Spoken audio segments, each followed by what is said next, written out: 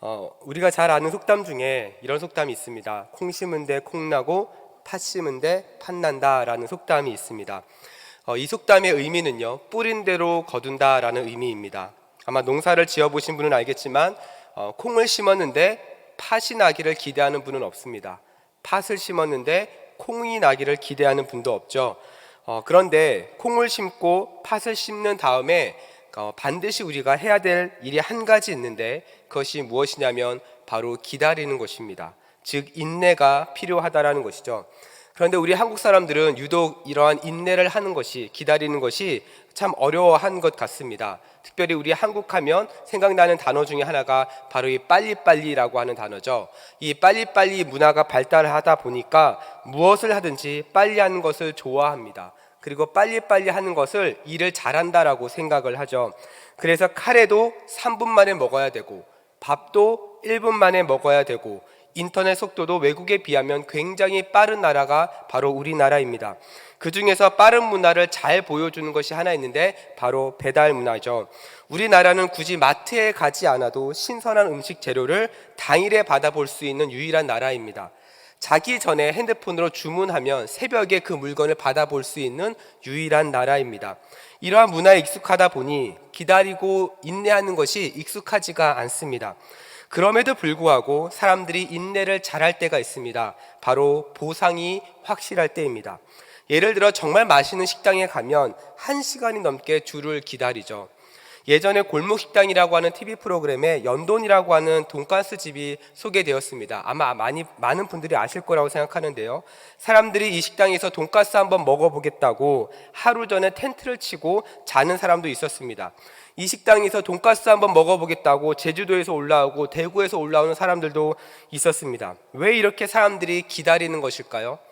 여기서 기다리고 있으면 맛있는 돈가스를 먹을 수 있다는 그 보상 심리가 있기 때문에 그렇습니다. 여러분이 직장에서도 마찬가지 아닙니까? 직장에서 열심히 일을 하시는 이유가 무엇입니까? 나의 시간을 회사에 투자했을 때 회사는 나에게 확실한 보상을 해주기 때문에 그렇습니다. 그런데 여러분, 우리의 믿음도 마찬가지입니다. 우리의 믿음도 말씀대로 살면 하나님께서 우리에게 허락하신 보상이 있습니다.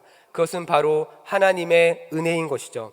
이 은혜의 보상을 위해 반드시 심어야 하는 것이 있는데 그것이 바로 인내입니다. 우리의 믿음에 인내가 심겨지고 인내의 시간이 지나고 믿음이 자라고 성장하면 우리는 그 믿음의 열매를 맛볼 수 있게 되더라는 것입니다. 그리고 성경을 보니까 이 성도의 삶에 관해서 믿음과 인내를 따로 떨어뜨리면서 설명하지 않습니다. 하나의 세트로 설명을 하고 있는데요. 요한계시록 14장 12절 말씀 우리 한 목소리로 한번 읽겠습니다. 시작. 성도들의 인내가 여기 있나니 하나님의 계명과 예수에 대한 믿음을 지키는 자니라. 아멘. 여러분, 성도는 어떤 사람이라고 말합니까? 인내를 가지고 예수님에 대한 믿음을 지키는 사람들이라고 말합니다. 즉 인내와 믿음은 서로 떨어질래야 떨어질 수 없는 관계라는 것이죠. 이것은 반대로 말하면 믿음이 있는 사람은 반드시 인내의 과정을 거쳐야 된다는 것입니다. 저는 이러한 신앙의 자세가 하나님을 믿는 사람과 믿지 않는 사람을 구별하는 중요한 증거라고 생각합니다. 여러분 주변에 믿지 않는 사람들이 아마 있을 거라고 생각을 하는데요. 믿지 않는 사람들이 힘든 일을 겪으면 어떻게 반응합니까? 그 문제를 해결하기 위해서 사람을 찾아갑니다. 돈이 필요하면 은행 가서 대출을 받으려고 합니다. 어떤 사람은 그 힘든 시간을 술의 힘에 의지해서 시간을 보내려고 하죠. 잊어보려고 합니다. 그런데 끊임없이 하는 생각은 무엇이냐면 왜 나에게 이런 일들이 일어나지라는 거죠. 왜 나에게 이런 힘든 일이 일어나지라고 하는 생각을 끊임없이 합니다. 그래서 자기의 가까운 사람들, 친한 사람들에게 하소연을 하지만, 위로받고 싶어 하지만 방법이 없는 거죠. 아무리 사람을 찾아가고 은행을 찾아가고 술을 마셔도 왜 자신에게 이런 어려움이 찾아왔는지, 왜 나에게 이런 고난이 끊임없이 찾아왔는지를 설명하는 것은 쉽지가 않습니다. 그렇기 때문에 더 절망하고 더 낙심하게 되는 경우들이 있다라는 거죠. 하지만 하나님을 믿는 성숙한 사람은 어떻습니까? 하나님의 뜻을 신뢰합니다. 하나님의 뜻이 있겠지. 이 모든 과정은 나를 더 성장시키기 위한 하나님의 계획이 있으실 거야 라고 하는 그 믿음으로 반응하기 시작하더라는 겁니다. 자, 이 과정에서 실제로 하나님께서는 그 사람에게 그 일을 인내할 수 있고 감당할 수 있는 힘을 허락해 주시는 분입니다. 그리고 그 힘든 시간이 지나고 나면 인내하기 전보다 인내 시간을 보낸 이후 더 성장하고 더 믿음이 성숙해진 그 모습을 발견하게 되는 것이죠. 그리고 이것이 바로 성도의 모습이라고 성경은 말하고 있는 것입니다. 만약 여러분 중에 지금 인내 시간을 보내고 계신 분이 있으십니까? 그렇다고 한다면 여러분의 믿음을 더욱더 견고하게, 여러분의 믿음을 더 성장시키기 위한 하나님의 뜻이 있는 줄로 믿으시기 바랍니다. 자, 이러한 맥락에서 오늘 본문은 인내하면 빠질 수 없는 한 사람을 우리에게 소개하고 있습니다. 바로 욥이라고 하는 인물이죠. 여러분은 이 욥기를 읽으실 때마다 어떤 마음이 드십니까? 저는 이 욥기를 보면서 가끔씩 부담이 되는 그런 마음이 들 때가 있습니다. 왜냐하면 성경을 보면 하나님께 쓰임받은 다양한 사람들이 존재하는데 그 중에서 참 거리감이 많이 느껴지는 인물이 바로 이 욥이라고 하는 인물입니다. 왜냐하면 욥을 보면 믿음에 대해서 흠잡을 데가 없는 것처럼 보이기 때문에 그렇습니다. 여러분은 어떠신가요? 보통 성경을 보면 우리가 잘 알고 있는 아브라함은 어떻습니까? 애굽에서 자신의 목숨 한번 건져보겠다고 아내 사라를 누나라고 속였습니다. 야곱은 어떻습니까? 장자권을 얻기 위해서 아버지 이삭과 형 에서를 속이기도 했고요. 그 다음 우리가 잘 알고 있는 바울은 믿기 전에 믿는 사람을 핍박했던 그런 사람이었습니다. 또한 베드로도 마찬가지입니다. 예수님을 3번이나 부인했던 인물이죠. 이처럼 자신의 믿음에 관해서 연약한 부분이 나타나는 사람들이 있는데 욥기는 이렇게 시작합니다. 욥기 1장 1절 말씀 우리 한 목소리를 읽겠습니다. 시작. 우스 땅에 욥이라 불리는 사람이 있었는데 그 사람은 온전하고 정직하여 하나님을 경외하며 악에서 떠난 자더라. 욥기를 읽기 시작하는 처음부터 욥은 이미 믿음이 완성된 사람처럼 보입니다. 그리고 3절을 보면요, 욥에 대해서 동방 사람 중 가장 훌륭한 사람이다라고 소개를 합니다. 한마디로 정리하면 욥은 돈도 많았고 신앙도 좋았고 주변 사람들에게 인정도 받았던 굉장히 어떻게 보면 영향력이 있는 인물이었죠. 개인적으로 기도하며 소망하는 것은 우리 대전 중앙교회 모든 성도님들도 이 욥에게 임했던 은혜가 풍성하게 있기를 간절히 소망합니다. 그런데 늘 그렇듯 우리의 삶은 이렇게 우리의 바람대로 흘러가지 않습니다. 우리도 욥처럼 인정받고 사랑받고 그렇게 삶을 살아가면 좋겠지만 우리의 인생은 그렇게 흘러가지 않다라는 겁니다. 성도의 삶에 인내가 끊이지 않는다라고 하는 것은요, 그만큼 영적인 공격이 많이 있다라는 것입니다.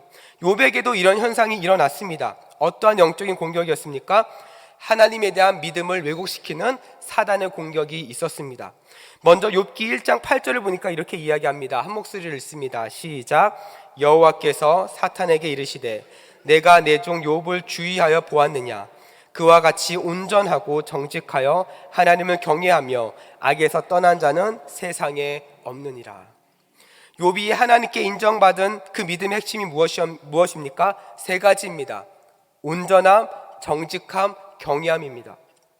여기서 말하는 이 온전함이라고 하는 것은요, 영어 성경에 보니까 blameless라고 하는 단어를 씁니다. 그 의미는 비난할 것이 없는 이런 의미를 갖고 있어요. 그러니까 욥은 하나님이 보셨을 때 책망 받을 것이 없었고 사람들이 봤을 때도 저 사람에 대해서 흠잡을 것이 없었다라는 겁니다. 그만큼 존경받을 만한 인물이었다는 거죠. 두 번째로 욥은요, 정직한 사람이었습니다. 이 말은 단순히 거짓말을 안 하는 이런 사람이 아니라 그의 삶이 도덕적으로 올바른 사람이었다라는 것을 의미합니다.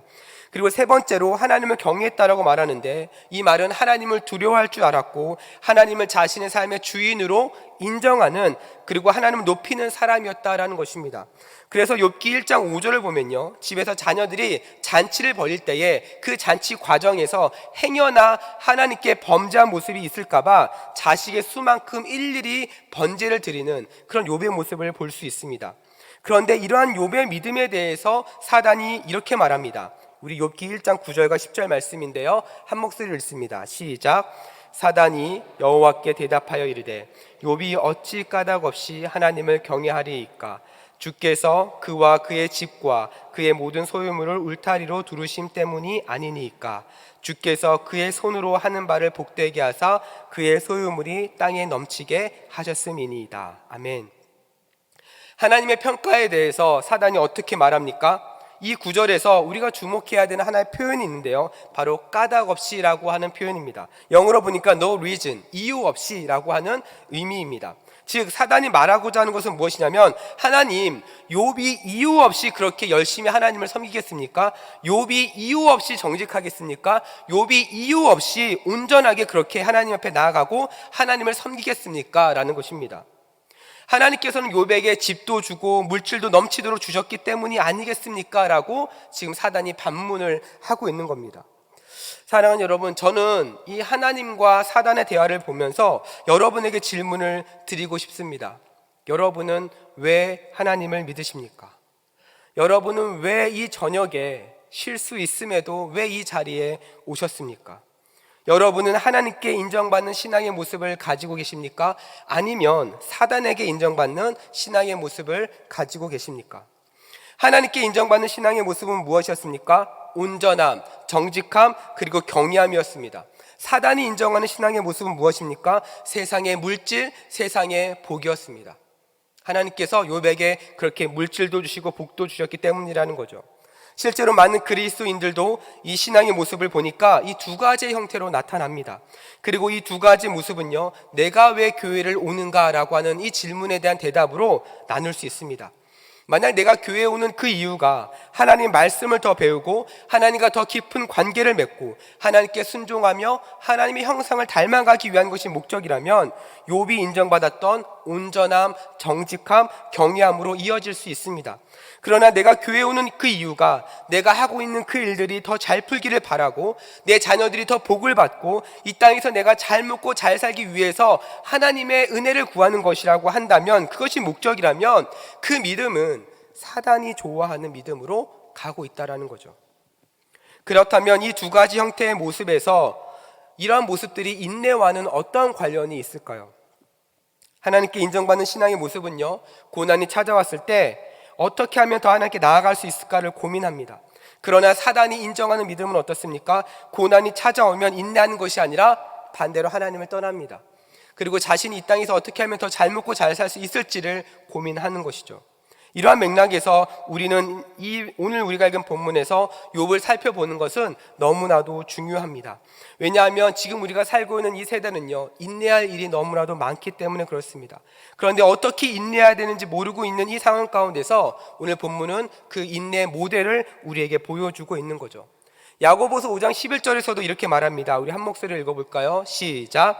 보라, 인내하는 자를 우리가 복되다 하나니 너희가 욥의 인내를 들었고 주께서 주신 결말을 보았거니와 주는 가장 자비하시고 긍휼히 여기시는 이시니라. 야고보의 사도도 이렇게 이야기합니다. 초대교회에 많은 핍박이 있었고 믿음을 지키기 어려운 상황 가운데서 누구를 예를 들고 있냐면 바로 욥의 인내를 우리에게 말하고 있는 겁니다.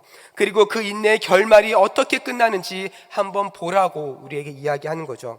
자, 그렇다고 한다면 욥은 어떠한 인내를 가지고 있었습니까? 그리고 그 결말은 무엇이었습니까?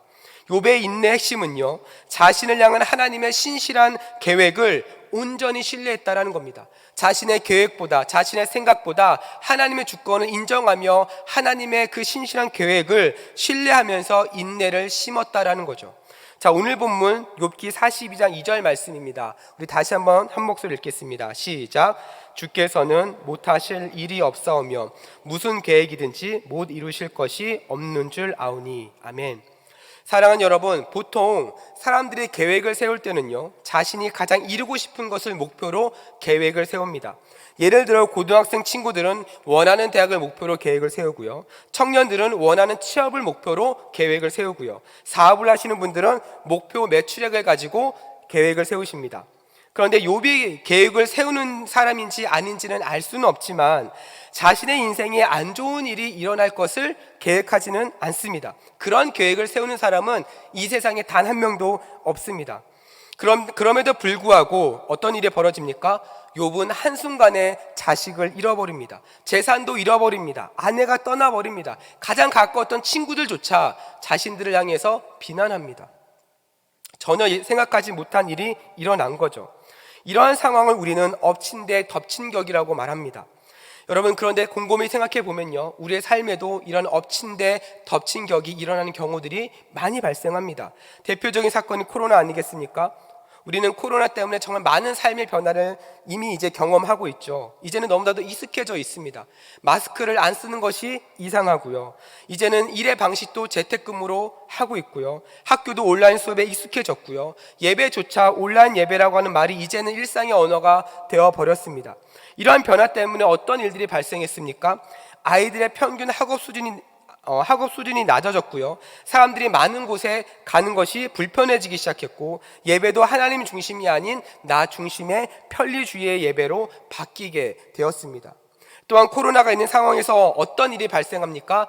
러시아와 우크라이나가 전쟁이 일어났습니다. 여러분, 세계에서 전쟁이 일어나는 것, 여러분 상상해 보셨습니까? 그러면서 어떤 일이 벌어졌습니까? 인플레이션이 생겼고요. 물가가 오르고요. 환율이 오르고요. 먹고 사는 부분이 점점 어려워지고 있습니다. 이러한 일이 발생할 거라고 누가 예상했습니까? 아무도 예상 못했습니다. 이런 거 계획한 사람 아무도 없습니다.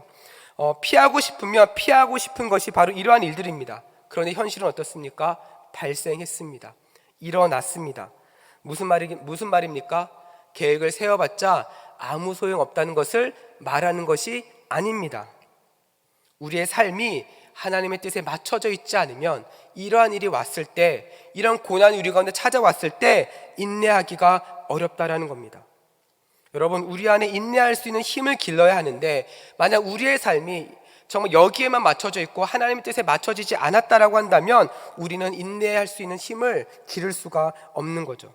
욥은 정말 말도 안 되는 고난을 받았지만 그 고난을 이겨낼 수 있는 것은 자신의 계획보다 더 크고 높으신 하나님의 뜻에 집중했기 때문에 그렇습니다. 욥이 자신의 모든 소유를 잃고 했던 유명한 고백이 무엇입니까? 욥기 1장 21절입니다. 우리 한 목소리로 한번 읽어볼까요? 함께 읽습니다. 시작. 이르되 내가 모태에서 알몸으로 나왔사온즉 또한 알몸이 그리로 돌아가올지라 주신 이도 여호와시오 거두신 이도 여호와시오니 여호와의 이름이 찬송을 받으실지니이다 하고. 여러분, 실제 우리는요 이 세상에 빈손으로 왔습니다. 세상은 태어날 때부터 금수저, 은수저를 물고 태어난 사람이 있다라고 말하지만 이것은 세상적인 관점이죠. 모든 것은 하나님으로부터 시작되었고 우리 모두는 태어났을 때는 아무것도 없이 태어났습니다. 그래서 고난 가운데 있었던 욥은 이렇게 고백을 하는 겁니다. 욥기 23장 8절과 9절 말씀인데요, 우리 한 목소리를 읽습니다. 욥기 23장 8절과 9절 함께 읽습니다. 시작. 그런데 내가 앞으로 가도 그가 아니 계시고 뒤로 가도 보이지 아니하며 그가 왼쪽에서 일하시나 내가 만날 수 없고 그가 오른쪽으로 돌이키시사 배울 수 없구나. 알몸으로 와서 아무것도 없는 상황 가운데 있었던 그 욥, 그리고 그럼에도 불구하고 하나님께서 물질을 주시고 은혜도 주셨던 그 욥이 고난을 당하자 이렇게 고백하는 겁니다. 하나님을 끊임없이 찾고 구했습니다. 동쪽을 보고 서쪽을 보고 왼쪽을 보고 오른쪽을 봐도 하나님이 안 계신 것 같은 거예요. 너무나도 힘든 상황 가운데 있는 거죠. 너무나도 고통스러운 시간을 보내고 있는 겁니다. 여러분, 고난의 특징이 한 가지 있습니다. 그것은 바로 설명이 불가능하다는 거예요. 왜 나에게 이런 일이 일어났지? 왜 나에게 이런 어려움이 겪었지? 이것을 딱 한마디로 설명하기가 굉장히 어렵다라는 겁니다. 사업에 실패하신 분들의 이야기를 들어보면 처음에 자신이 왜 실패했는지 이유를 찾지 못합니다. 여러분, 실패를 계획한 사람이 어디 있겠습니까? 다 성공하기를 원하고 내 사업장이, 내 일터가 더 잘 되기를 바라지 실패를 계획하는 사람은 아무도 없습니다. 그렇기 때문에 실패를 경험하면 나에게 왜 이런 일이 일어나는지 설명하는 것이 정말 어렵습니다. 그러다 보니까 계속 환경을 탓하게 되고요, 신세를 탓하는 경우들이 종종 있습니다. 또한 갑작스럽게 교통사고가 나거나 다치는 일도 발생합니다. 이것을 어떻게 설명할 수 있습니까? 왜 나에게 이런 일이 일어나지라는 생각밖에 들지 않습니다. 그러다 보니까 아무리 생각해도 답을 찾을 수 없다 보니까 더 힘든 그런 시간으로 들어가게 되는 거죠. 만약 사람들이 자신이 겪고 있는 많은 어려움을, 고난의 문제를 다 이해하고 설명할 수 있다고 한다면 우울증, 공황장애, 불면증 이런 게 왜 생기겠습니까?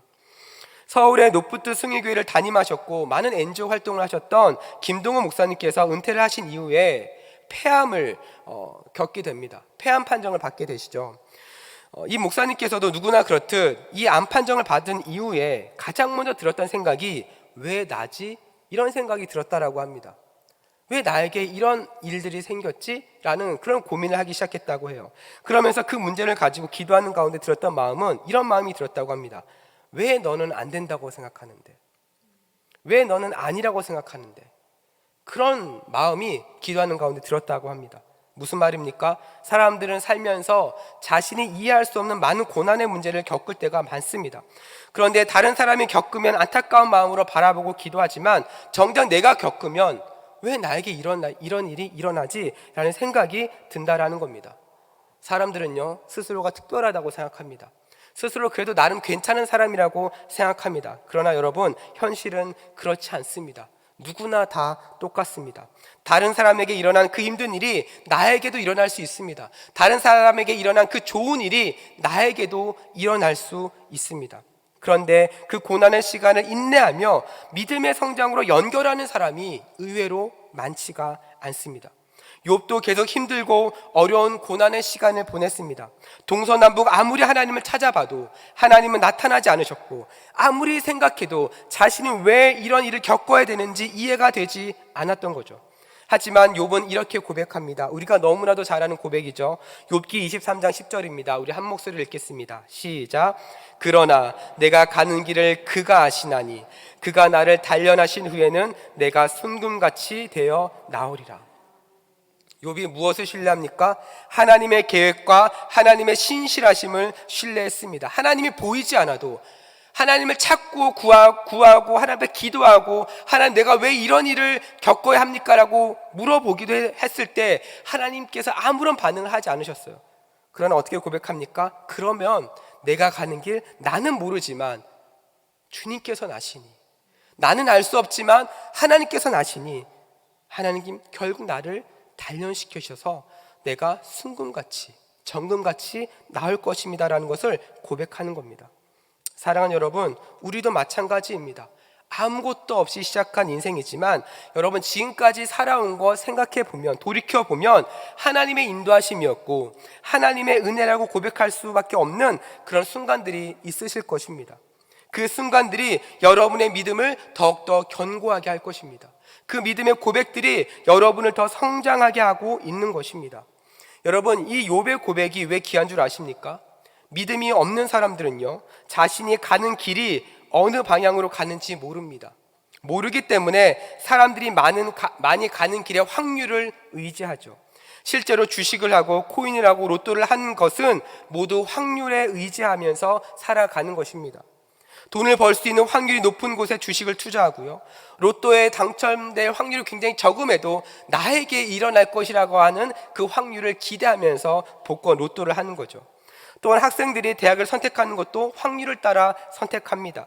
내가 진짜 무엇을 하고 싶은지 모르는 상황 가운데서 방향을 모르니 사람들이 좋다고 말하는 그 확률을 따라서 대학을 결정하더라는 거죠.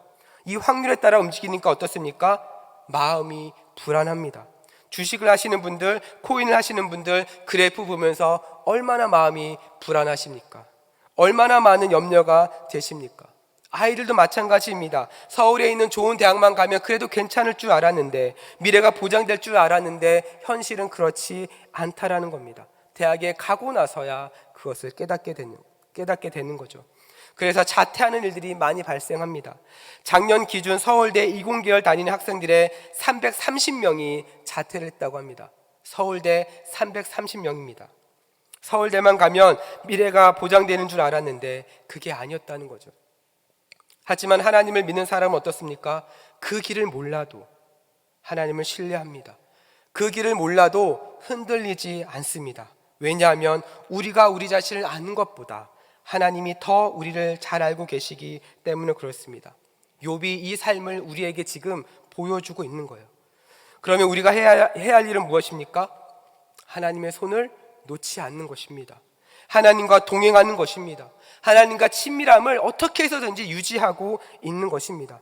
그러면 어떤 고난이 찾아오더라도 우리에게 인내할 수 있는 힘이 생기는 거죠. 우리가 잘 알고 있는 요셉의 삶이 이것을 또한 잘 보여주고 있습니다. 많은 사람들이 요셉이 애굽의 총리가 된 것을 보고 역시 하나님의 사람은 다르구나, 하나님의 사람은 결국 저렇게 축복을 받는구나 라고 생각할 수 있습니다. 하지만 17살의 나이 때부터 13년 동안 형들로부터 왕따 당하고 노예로 팔려가고 억울하게 누명을 쓰고 감옥살이를 하는 그 요셉의 삶을 그 누가 이해할 수 있겠습니까? 만약 여러분이 요셉이라면, 만약 여러분의 자녀가 요셉이라고 한다면 요셉처럼 그런 인내의 과정을 겪는 것을 응원할 수 있겠습니까? 그럼에도 불구하고 하나님을 신실하게 믿으면서 나아가라고 권면하실 수 있으시겠습니까? 그럼에도 불구하고 요셉은 너무나도 귀한 고백을 하죠. 우리가 너무나도 잘 아는 고백입니다. 창세기 45장 5절입니다. 우리 한 목소리를 읽습니다. 시작. 당신들이 나를 이곳에 팔았다고 해서 근심하지 마소서, 한탄하지 마소서. 하나님이 생명을 구원하시려고 나를 당신들보다 먼저 보내셨나이다. 아멘. 이 요셉의 고백의 핵심이 무엇입니까? 내가 지금까지 겪은 모든 고난의 시간은 하나님께서 나를 인도하시는 하나님의 방법이었습니다. 이것을 고백하는 겁니다. 이렇게 고백하는 요셉과 오늘 본문의 욥의 공통점이 무엇입니까? 하나님의 계획과 하나님의 신실하심을 끊임없이 믿고 있는 거예요. 사랑하는 여러분, 여러분을 향한 계획과 여러분을 향한 하나님의 신실하신 계획도 여러분 여전히 존재하고 있음을 믿으시기를 주님의 이름으로 축원드립니다. 지금 여러분의 생각과 다르게 흘러가는 인생의 모습이라 할지라도 우리 하나님은 지금도 일하고 계시고 지금도 역사하고 계시고 여러분과 함께하고 계심을 믿을 수 있기를 간절히 소망합니다. 여러분, 이 믿음이 있어야 인내할 수 있고 이 믿음이 있어야 이 믿음의 성장의 원동력이 될 수 있는 겁니다. 만약 우리가 이 땅에서 잘 먹고 잘 살고 내 계획을 이루는 일에 몰두하고 있다면 진짜 힘든 고난이 찾아왔을 때 인내할 힘이 없어요. 그래서 좌절하고 실패하고 낙심하다가 끝나는 겁니다. 하지만 하나님의 계획과 하나님의 신실하심을 믿는 사람은 고난이 찾아와서 나의 삶 가운데 좌절과 실패가 있다 할지라도 하나님께서는 우리를 위해, 여러분을 위해 지금도 일하시고 앞으로도 일하고 계시는 겁니다. 그렇기 때문에 실패할 수 있지만 그 실패에 머물러 있지 않는 거예요. 좌절할 수 있지만 그 좌절에 머물러 있지 않는 겁니다. 인내할 수 있는 거예요. 일어날 수 있는 것입니다. 그렇기 때문에 실패가 더 이상 실패가 아니라 우리가 하나님 앞에 정금으로 더 성장할 수 있는 계기가 되는 겁니다. 그래서 오늘 본문 42장, 욥기 42장 3절을 세 번역에서는 이렇게 이야기합니다. 우리 한 목소리를 읽어볼까요? 시작. 잘 알지도 못하면서 감히 주님의 뜻을 흐려놓으려 한 자가 바로 저입니다. 깨닫지도 못하면서 함부로 말을 하였습니다. 제가 알기에는 너무나 신기한 일들이었습니다. 모든 고난이 지나고 나서, 모든 고통의 시간이 지나고 나서 욥이 고백하는 겁니다. 그때는 너무나도 힘들었고, 그때는 내가 알지 못했고, 그때는 깨닫지 못했지만 지금 보니 제가 알기에는 너무나도 신기한 일이었습니다. 이렇게 고백합니다. 사랑하는 여러분, 우리가 겪는 모든 고난은요, 다 설명할 수 없습니다. 다 이해할 수 없습니다. 그런데 시편 121편 4절은 이렇게 이야기합니다. 이스라엘을 지키시는 이는 졸지도 아니하시고 주무시지도 아니하시리로다. 누가복음 12장 7절에서는 또 이렇게 이야기합니다. 너희에게는 심지어 머리털까지도 다 세신 바 되었나니 두려워하지 말라. 너희는 많은 참새보다 더 귀하니라. 사랑하는 성도 여러분, 인내를 심어야 믿음이 자랍니다. 인내가 없는 믿음은요, 존재하지 않습니다. 성경을 보면 하나님께 쓰임받은 모든 사람들은 정말 하나같이 모두 다 인내를 심었습니다.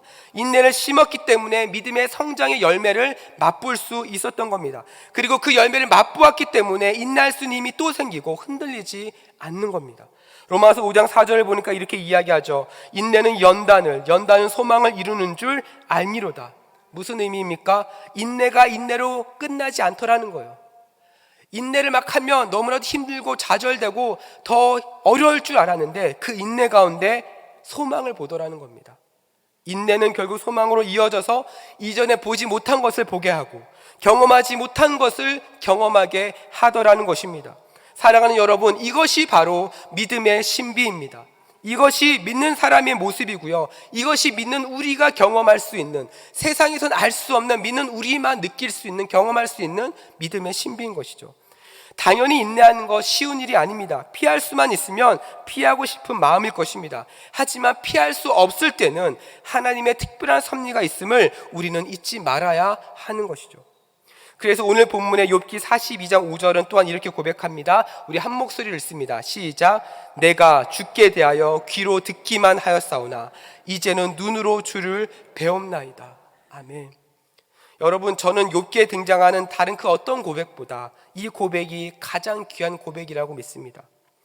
여러분, 로마서 10장 17절을 보면요, 믿음은 들음에서 난다라고 이야기합니다. 그래서 우리가 하나님 말씀을 잘 듣는 것 너무나도 중요합니다. 하지만 듣는 것을 넘어서 그 하나님의 말씀, 우리가 들은 그 말씀이 삶의 현장에서 살아있는 말씀처럼 경험될 수 있다고 한다면 인내를 해야지가 아니라 자연스럽게 인내가 되는 것이죠. 욥이 이제는 눈으로 주를 봅니다. 이제는 눈으로 주를 봅니다. 실제로 하나님을 눈으로 보았다는 것이 아닙니다. 삶의 모든 영역에서 하나님의 손길이 느껴지는 것을 욥이 믿음으로 고백하는 겁니다.